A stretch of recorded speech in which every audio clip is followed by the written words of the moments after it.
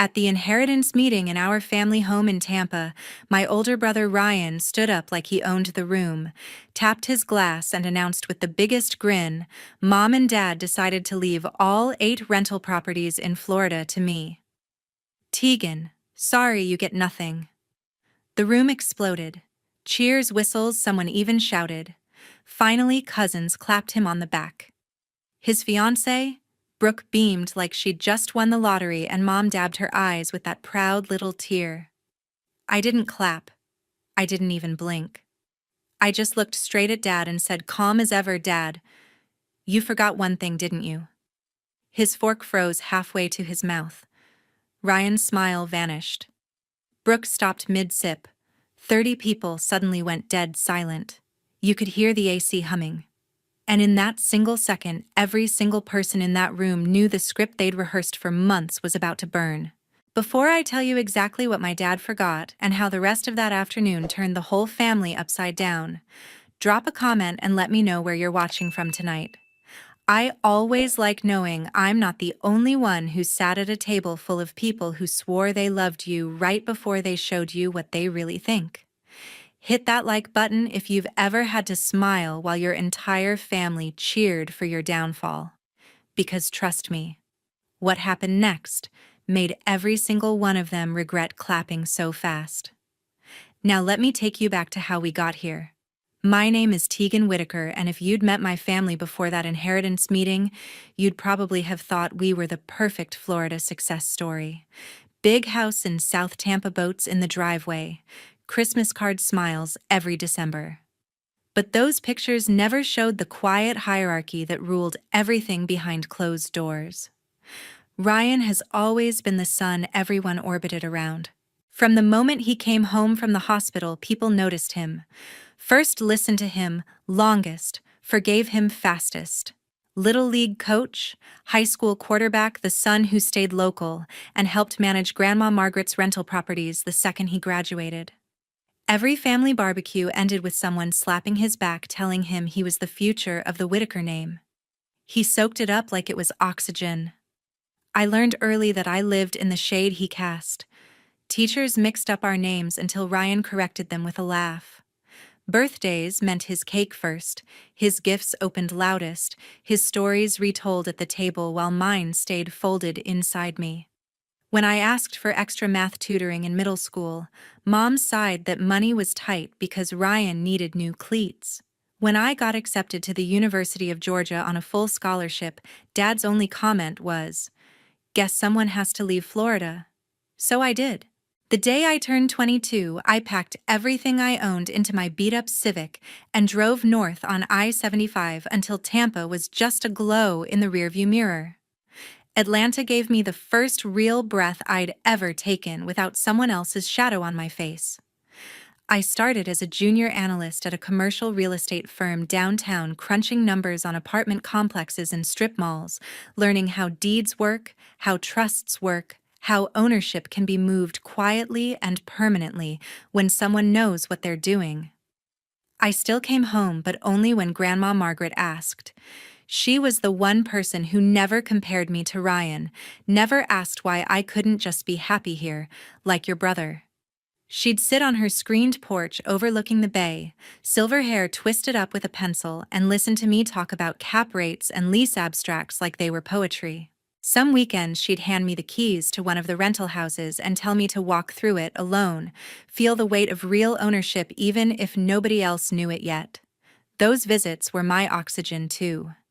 She never once called me the smart one or the independent one the way relatives did when they wanted to sound nice.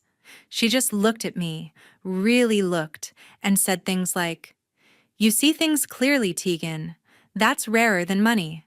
When I left on Sunday nights, she'd press a cold, sweet tea into my hand and remind me the drive was only 9 hours, not a lifetime. Everyone else stopped noticing when I was in the room. Phone calls from Mom shrank to texts about holidays. Dad only called if Ryan needed help closing a deal on one of the properties. I became the daughter who did her own thing, which in our family meant the one nobody had to invest in anymore. I didn't hate Ryan for it. Hate would have required energy I refused to give. I just accepted the rules. The way you accept humidity in July. You dress lighter. You keep moving. You don't waste breath complaining. Atlanta promoted me to senior property analyst 2 years ago. I bought a small condo in Midtown, filled it with plants that actually lived because nobody else was there to forget watering them, and built a life where my value wasn't measured against someone else's spotlight. The only tether left was Grandma Margaret. Every visit she grew a little thinner, a little quieter, but her eyes stayed sharp. She started asking more questions about trusts, about how assets could be protected from people who love too loudly and manage too loosely. I answered honestly because she was the one person who never used my knowledge to prop someone else up. She passed quietly 13 months ago. I drove home for the funeral, stood in the back of the church while Ryan delivered the eulogy everyone cried over, and felt her absence settle into my bones like a promise I didn't fully understand yet. That's who I was the day I walked back into the house in Tampa for the inheritance meeting, 31 calm, carrying 9 years of distance and one very old woman's unshakable faith in me. 3 years ago, everything changed without anyone knowing. 3 years ago, everything changed without anyone knowing. Grandma Margaret called me on a Tuesday evening and asked me to come down the following weekend, no explanation, just that she needed my eyes on something. When I pulled into her driveway in Old Northeast St. Pete, she was already waiting on the porch with 2 folders and a pot of coffee, strong enough to strip paint. She didn't waste time on small talk. She slid the first folder across the table and told me to read. Bank statements, rental income logs, expense reports for the 8 properties. The numbers didn't lie. Over the previous 18 months, more than $400,000 in rent money had vanished into categories labeled maintenance, emergency repairs, and management fees. Receipts were missing or photocopied so many times they were illegible. The handwriting on the few that existed matched Ryan's. She watched me flip pages, her mouth a thin line. I gave him access because he swore he wanted to learn the business, she said. Turns out he learned how to bleed it instead. I asked the obvious question, why not confront him? She shook her head. Because your parents would defend him. Say boys will be boys. Promise he'll pay it back someday. By the time someday comes, there'll be nothing left to pay back. That was the moment she opened the second folder. Inside were draft documents, a revocable living trust, naming her as trustee for life, and upon her passing, me as sole successor trustee and beneficiary of every single rental property, plus 8 quitclaim deeds ready to transfer title immediately. All she needed was my signature and 2 witnesses. She explained it like she was reading the weather. A living trust avoids probate, keeps everything private, no public filings until she's gone. Quitclaim deeds move ownership instantly and quietly. Once recorded, they're ironclad. The notary she trusted was coming Monday morning. No lawyers in the family would ever see the paperwork unless she wanted them to. I asked why me. She looked out at the water and answered without hesitation. Because you understand what these houses actually are, 32 families who pay rent on time so their kids can stay in the same school. You won't gamble that away on boats or parties or whatever new toy catches his eye this month. I tried to argue that Ryan would lose his mind when he found out. She cut me off. He doesn't get to find out until it's too late to undo. That's the whole point. We spent the rest of the weekend going over every detail. She walked me through the trust language, showed me where to sign, made sure I understood that once the deeds were recorded at the county, the houses were legally mine, whether anyone liked it or not. She even had me initial every page, so there could never be a claim I didn't know what I was agreeing to. Monday morning, the notary arrived at 9 sharp. We signed in the dining room while the ceiling fan clicked overhead. Grandma Margaret's hand didn't shake once. When the notary left, she poured us both a finger of bourbon, even though it wasn't noon yet, clinked her glass against mine, and said, "Now it's done." And now we shut up about it. She made me swear on her parents' graves that I would never breathe a word until the day came when someone tried to take what was no longer theirs to give. I gave her my word. We burned the extra copies in the outdoor fireplace that night and watched the smoke curl up into the palms. For the next 2.5 years, nothing looked different on the surface. Ryan kept collecting rent checks and bragging about his portfolio. Mom and Dad kept praising how responsible he'd become. I kept driving down from Atlanta every couple of months, checking on tenants when Grandma asked fixing what actually needed fixing instead of inventing reasons to spend. Nobody noticed the county records now listed the owner of record as Tegan Whitaker because nobody ever bothered to look. Grandma's health started slipping faster after that. She spent more days in bed, less on the porch, but every time I visited, she asked the same question. Still our secret, I always answered yes. It became our ritual, 2 words that meant everything. The last time I saw her alive, she gripped my hand so hard her ring cut into my skin. Remember, she whispered paper beats promises every single time. Then she smiled like someone who'd just won a bet nobody else knew was on the table. 7 months ago, right after Grandma's funeral, Mom called and asked me to stay an extra day. "We need to talk about the properties," she said, voice soft, like she was breaking bad news. "Everyone's coming to the house tomorrow." I knew what that meant. The whole family circling the estate before the will was even read. I almost said no, but something in her tone sounded final, so I agreed. The next afternoon, the dining room looked like a board meeting. Dad sat at the head, sleeves rolled up, legal pad in front of him. Ryan lounged to his right, legs stretched out, already acting like the new landlord. Mom kept refilling coffee, nobody drank. A stack of documents waited in the center, crisp and official. Dad pushed the top page toward me. "It's just a simple waiver," he started. "We're keeping everything in the family, but to avoid any confusion down the road, we need you to sign that you're not expecting a share of the rentals." I glanced at the title, Waiver of Inheritance Interest, Real Property. 8 addresses listed neatly below. My pulse stayed steady. I'd seen worse surprises. Mom jumped in before I could speak. "Sweetheart, it's only paperwork. Ryan's staying here handling everything day to day. It makes sense for him to have full control. This just keeps things peaceful." Ryan smirked, spinning a pen between his fingers. "Yeah, Tegan. Nobody wants lawyers involved. Sign it and we're good." I slid the paper back an inch. "I'm not signing anything." The room temperature dropped. Dad's eyebrows shot up. Mom's hand froze on the coffee pot. Dad recovered first. "Come on, don't be difficult. This isn't about taking anything away from you. It's about clarity." I looked him straight in the eye. "I won't sign away what Grandma intended for me." Silence. Ryan stopped spinning the pen. Mom tried the emotional route. "Your grandmother wanted the family taken care of. She'd hate to see us fighting." I didn't blink. "She's not here to see anything, is she? And I'm not fighting. I'm just not giving up my rights." Dad leaned forward, voice lowering the way it used to when I was 10 and late for curfew. "Tegan, we're trying to do this the easy way. Ryan's put years into those houses." I almost laughed. Years of putting money into his own pocket, maybe.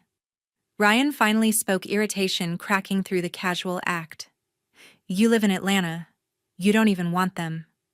Why make this hard because they're not yours to give?" I said. Mom's eyes welled up on cue. "We just want everyone happy. After everything we've been through, losing Mom?" Classic move. Bring up the recent death make. Refusal feel cruel. I stood up. "I'm sorry you're upset. But I'm not waiving anything." Dad slapped the table hard enough to rattle the cups. "This is ridiculous. You're acting like we're stealing from you." I picked up my keys. "No. I'm acting like someone who knows exactly what's hers." Ryan stood too, face red. "You're being selfish." Typical. I walked to the door and paused just long enough to deliver one line. "Selfish is thinking you can erase someone's wishes with a signature because it's convenient." Mom called after me, voice cracking. Tegan, please don't leave like this. I didn't turn around. I'll see you when you're ready to respect what Grandma actually wanted. The screen door slammed behind me. I heard Ryan mutter something about me always playing the victim, Dad telling him to calm down, Mom starting to cry for real this time. I got in my car, rolled the windows down, and let the hot Florida air hit my face the entire 9-hour drive back to Atlanta. They spent the next weeks convinced I was throwing a tantrum. Group texts about healing and moving forward as a family. Dad left 2 voicemails that got progressively angrier. Ryan sent a single message, "Grow up." I didn't reply to any of it. Instead, I printed fresh copies of the recorded deeds, filed them in a fireproof folder, and waited. I knew they were busy drafting whatever story made them the heroes and me, the problem child who couldn't let go of a grudge. They had no idea the grudge wasn't mine to let go of. 2 weeks ago, the invitation arrived in my mailbox in Atlanta. Thick cream cardstock, gold border, formal celebration of Margaret Whittaker's legacy, printed in raised lettering. Inside was a note in Mom's perfect cursive: "Please join us to honor Grandma's wishes and celebrate the future of the family properties. Saturday at 3. We've missed you." I knew exactly what it was, the victory lap they thought they'd earned. The group chat exploded the same day. Ryan posted a selfie in front of one of the rental houses with the caption, "Big things coming for the Whittaker portfolio." Brooke commented heart emojis and, "So proud of my future husband." Aunts and cousins liked every word. Someone even joked Tegan better show up this time. I didn't reply, but I cleared my weekend and packed the rolling suitcase I usually take on business trips. Inside went 3 labeled folders, color-coded tabs, and a flash drive with every recorded document scanned in high resolution. I zipped it shut, loaded the car before dawn on Friday, and pointed south on I-75 for the 9-hour drive I could now do with my eyes closed. The closer I got to Tampa, the thicker the tension felt, even through the windshield. Billboards gave way to palm trees, then to the familiar exit signs. Every mile marker reminded me why I'd left and why I was coming back now. I stopped once for gas outside Ocala and checked my phone. 23 new messages in the family thread, all variations of excitement about Ryan stepping up. Dad sent a private text, looking forward to putting everything behind us. I left it on red. By the time I crossed the Howard Franklin Bridge, the bay sparkling under afternoon sun, my stomach had settled into the cold calm I get before closing a multi-million-dollar deal. I wasn't nervous anymore. I was ready. I pulled into the old neighborhood just after noon on Saturday. Cars already lined the street. Cousins from Orlando, Uncle Ray from Naples, the property manager who'd been sending rent checks to the wrong person for years.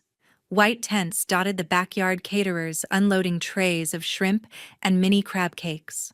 A bartender set up under the oak tree. This wasn't a meeting.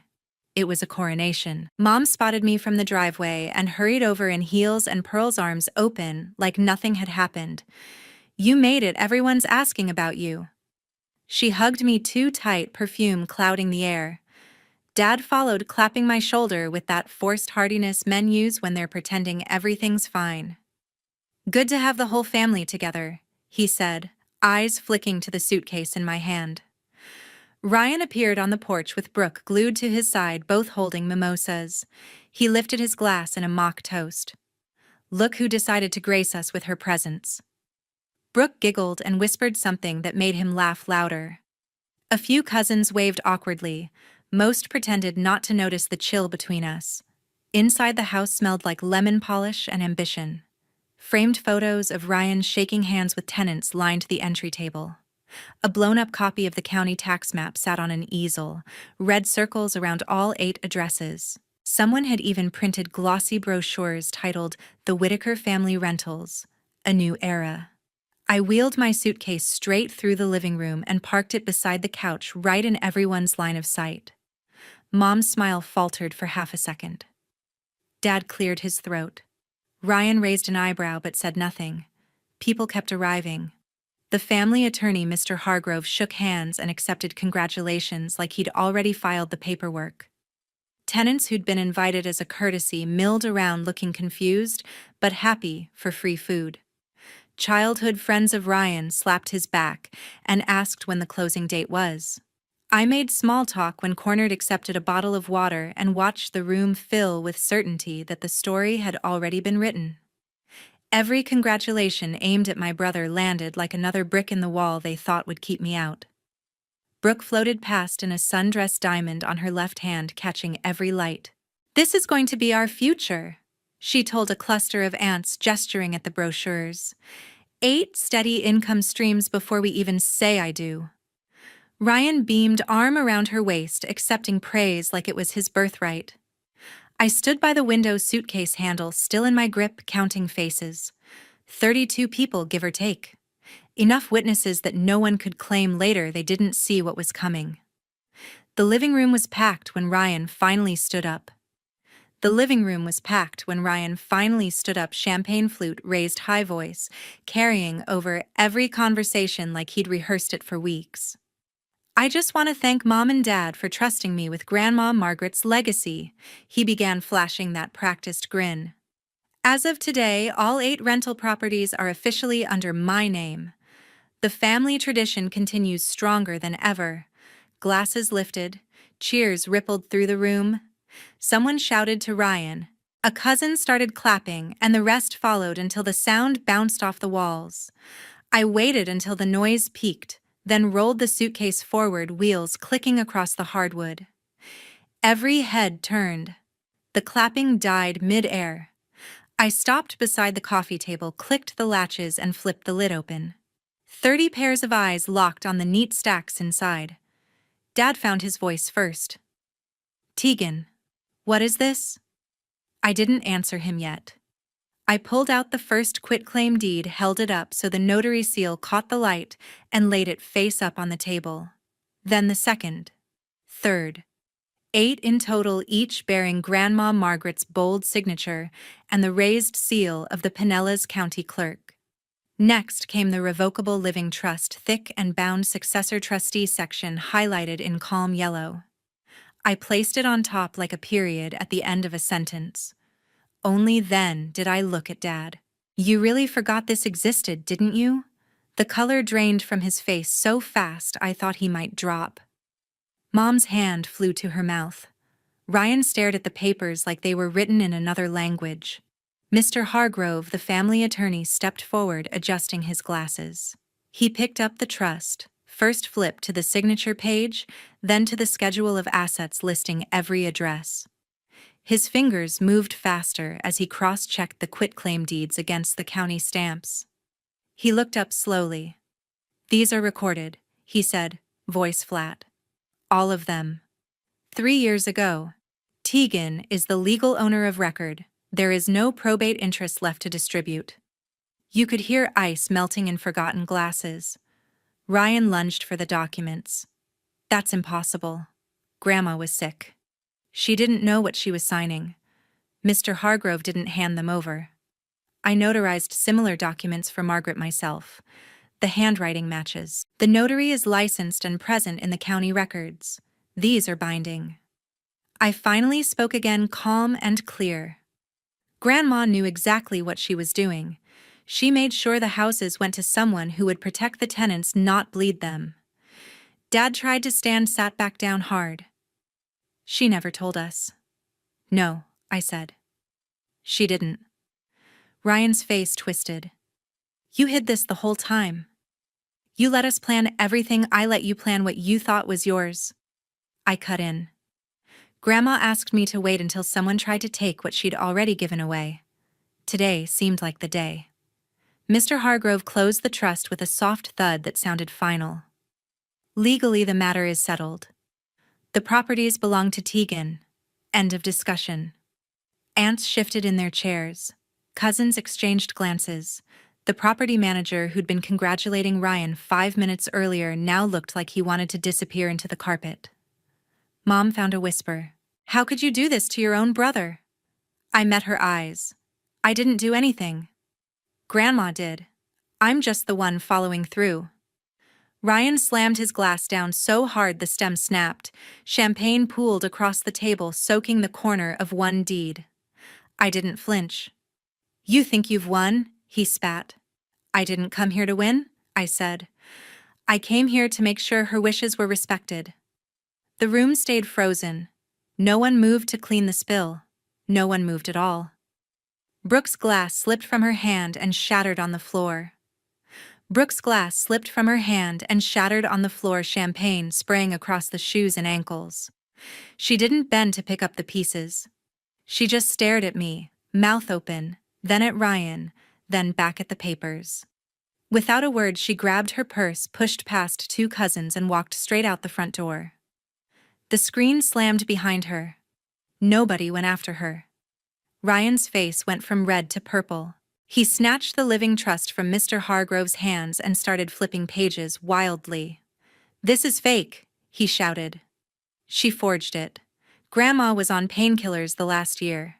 She didn't know what day it was. Mr. Hargrove took the document back, calm as ever. He turned to the signature page and began reading aloud, slow and deliberate. Article 4, Section 2. Upon the death of Margaret Whittaker, all real property listed in Schedule A shall pass immediately to successor trustee Tegan Whittaker, free of probate. He kept going, voice steady, every clause another nail. When he reached the notary acknowledgement and the recorded dates, Ryan's yelling faded into heavy breathing. From the corner by the hallway, Dylan stepped forward. My middle brother, the quiet one who'd spent years blending into walls, spoke for the first time all afternoon. "She's telling the truth," he said. Every head swiveled. "I was there the day Grandma signed. She asked me to drive her to the notary because she didn't want Mom or Dad knowing. I waited in the car. She came out smiling." Ryan spun toward him. "You knew and didn't say anything." Dylan met his glare. "She made me promise the same thing she made Tegan promise. Some promises matter more than keeping the peace."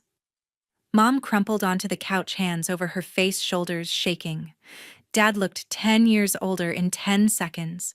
He slid down to his knees right there on the rug, reaching toward me like I was the last solid thing in the room. "Tegan, honey, please. We didn't know. We can fix this. We'll redo everything. Just don't take it all away from your brother." His voice cracked on the last word. Tears ran down his cheeks, real ones this time.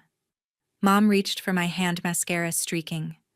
"We thought we were doing what was best for the family. We thought Ryan needed it more. You're doing so well on your own." I pulled my hand back before she could grab it. "This was Grandma's decision, not mine." Ryan lunged again, this time at me. Dylan moved faster, stepping between us, one palm on Ryan's chest. "Back off," Dylan said, low and firm. Ryan stopped breathing hard, fists clenched but useless. Aunts and uncles stood frozen, some with phones half raised, recording, others looking at the floor. The property manager slipped out the side door without saying goodbye. The caterers hovered in the kitchen doorway, unsure whether to keep serving or start cleaning up the mess that had nothing to do with spilled drinks. Dad stayed on his knees. "We'll sell the boats. We'll take second mortgages. Whatever it takes to make this right." Mom sobbed louder. "We're so sorry. Please don't hate us." I looked at both of them, then at Ryan, shaking with rage, then at Dylan, standing steady beside me for the first time in our lives. "I don't hate you," I said. "But I'm done fixing things for people who never saw me as part of the solution." I closed the suitcase, latched it, and set the handle upright. Mr. Hargrove cleared his throat. "I'll prepare the necessary notices to all tenants and financial institutions first thing Monday. Ownership transfer is already complete. This is purely administrative." Ryan made a sound like a wounded animal. Mom wailed into a throw pillow. Dad just stared at the floor. I picked up my keys. 3 months later, the dust had settled, but nothing was the same. 3 months later, the dust had settled, but nothing was the same. Ryan's name disappeared from every lease, every bank account, every vendor contract tied to the 8 properties. Tenants started receiving new payment instructions with my name at the top.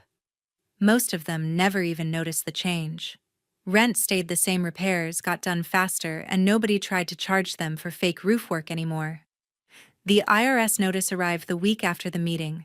Turns out years of writing off personal vacations as property inspections and new trucks as maintenance vehicles finally caught up. They froze what was left of Ryan's accounts and slapped a lien on anything still in his name. He lawyered up with money he didn't have and lost anyway. The final penalty came in at just over 6 figures. He's still paying it off on a payment plan that will follow him for years. Mom and Dad put the big house on the market 30 days later. The boats went first, then the jet skis, then Mom's jewelry collection. They moved into a 2-bedroom condo near Carrollwood, with a view of a parking lot instead of the bay. Dad took early retirement because the stress gave him heart palpitations. Mom started working part-time at a boutique to cover groceries. They stopped hosting holidays. Nobody felt like celebrating. Brooke sent back the ring by mail, no note. Ryan moved into a studio apartment downtown and took a job selling cars on Dale Mabry. He still drives past the rentals, sometimes slows downstairs, then speeds off when he sees my management sign in the yard. Dylan texts me every couple of weeks. Just short check-ins. Nothing heavy. He's the only one I answer. He says the rest of the family talks about me in past tense like I died instead of Grandma Margaret. I tell him that works for me. I stayed in Atlanta. The rental income covers my mortgage and then some. I hired a local management company run by women who actually return calls within an hour. Vacancies dropped, tenant satisfaction went up, and every month the numbers land in my account clean and quiet. I bought 2 more properties last quarter, smaller deals, but mine, from day one. Not a single family member has tried to reach me directly. No letters, no emails, no drive-by visits. The last voicemail I got was from Mom 2 months ago, crying, asking if I'd come for Christmas. I didn't call back. I deleted it and blocked the number the same day. Some nights I sit on my balcony in Midtown city lights below and think about the little girl who used to beg for math tutoring while her brother got new cleats. That girl learned the world rewards the loudest voice in the room until someone finally decides to speak with proof instead.